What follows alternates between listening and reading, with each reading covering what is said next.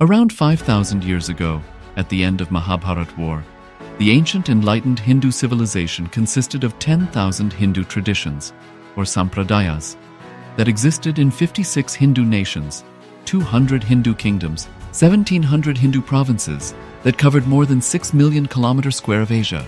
The Supreme Pontiff of Hinduism, SPH, Bhagavan Sri Nithyananda Paramashivam, is the reviver of Kailasa, this ancient, enlightened Hindu civilizational nation. Kailasa is an unbroken cultural, religious, historical, civilizational, and sovereign continuation and revival of multiple of these historical Hindu sovereign states and Hindu ecclesiastical entities. The unbroken continuity of these ancient Hindu nations through Kailasa results in the legal recognition of Kailasa as per the international customary law, particularly the Doctrine of Continuity.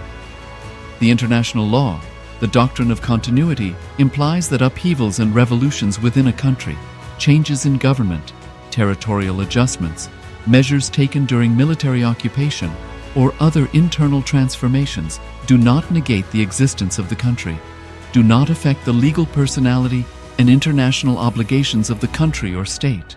The Vienna Convention on Succession of States in respect of treaties, 1978, addresses these principles of the Doctrine of Continuity as it outlines international law during situation of state succession or continuation.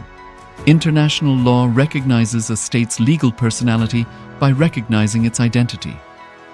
This perspective extends even during the period when the given state or country is annexed or occupied by a foreign power. Even in such cases, the legal personality of the state is considered to persist, enabling its subsequent re-establishment. Historical examples dating back to the 18th century include cases like Portugal and Genoa that were re-established after the Vienna Congress of 1815. More recent examples include countries such as Poland, Ethiopia, Czechoslovakia, Albania, and Austria that were re-established after World War II. Even when a nation is deprived of its territory, the nation continues to exist. Its sovereignty and international legal personality continues to persist. The Dalai Lama, as the spiritual and temporal leader of Tibet, exemplifies this principle. In 1959, the Dalai Lama was exiled and forced to flee. Despite the challenges faced, the Dalai Lama continues to advocate for the preservation of Tibetan culture and garners worldwide support for Tibetan autonomy on the global stage. Similarly, from 1309 to 1376, the Pope of Catholicism had been in exile in Avignon. Despite this, he was recognized as the head of state as well as head of the church and given full privileges of the position after their return to Rome. Even in 1861, much of the papal territories had been lost, leaving the Pope with no sovereign territory other than the papal residence and related buildings. Yet his temporal powers were still acknowledged. He was recognized as a head of state, and later, the Lateran Treaty of 1929 formally re-established papal sovereignty over the Vatican City. The Sovereign Order of Malta further exemplifies this principle, retaining international recognition as a sovereign entity despite the permanent loss of their territory upon Napoleon's invasion in June 1798. Despite such permanent loss of territory, the sovereignty and the international legal personality of the Sovereign Order of Malta continue to persist. Much later in 1894, the order settled in Rome and acquired two properties, the Magistral Palace and the Magistral Villa that received extraterritorial status. Today, the order maintains diplomatic relations with 112 countries, issues its own diplomatic passports, currency, stamps, and vehicle registration plates, and has been granted observer status in the United Nations.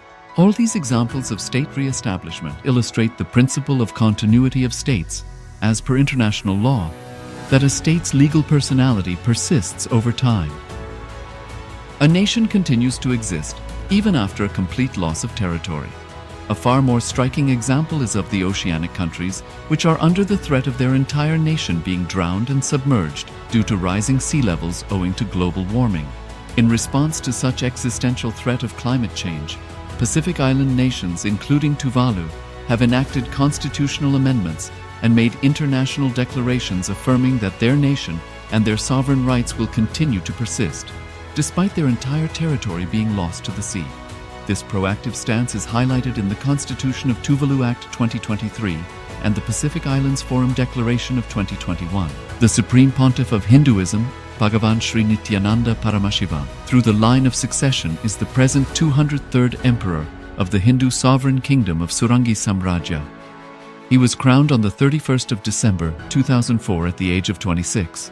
Thus, by very same principles of the Doctrine of Continuity, through which the international legal personality of Portugal, Genoa, Poland, Ethiopia, Czechoslovakia, Albania, Austria, Vatican, Tibet, Sovereign Order of Malta, and several other nations has been recognized despite having undergone a period of exile, annexation, occupation by a foreign power, or despite loss of territory.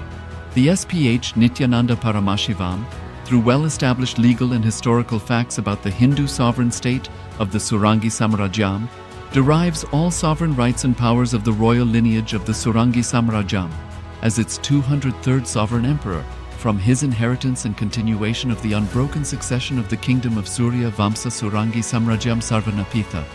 Surya Vamsa Surangi Samrajyam, through unification with 20 other sovereign Hindu states and sovereign ecclesiastical, historical entities, became part of the United States of Kailasa, which thus became a sovereign, independent juridical state, with the SPH Nithyananda Paramashivam as the sovereign. Just as how the oceanic nations like Tuvalu have safeguarded their sovereignty from the existential threat of total submersion by amending their constitution and asserting that their sovereignty will persist regardless of the loss of their territory, Kailasa, which is a sovereign continuation of 21 sovereign Hindu states and sovereign ecclesiastical historical entities, is also reviving and continuing the Kumari Kandam Hindu nations that got submerged. As per the Doctrine of Continuity, these facts imply that the Kailasa's statehood is recognized by international law and manifests as a natural outcome of well-established historical legal facts. Share your time, talent, and treasure. Become part of Kailasa. Sign up as an e-citizen https://kailasa.ecitizen.info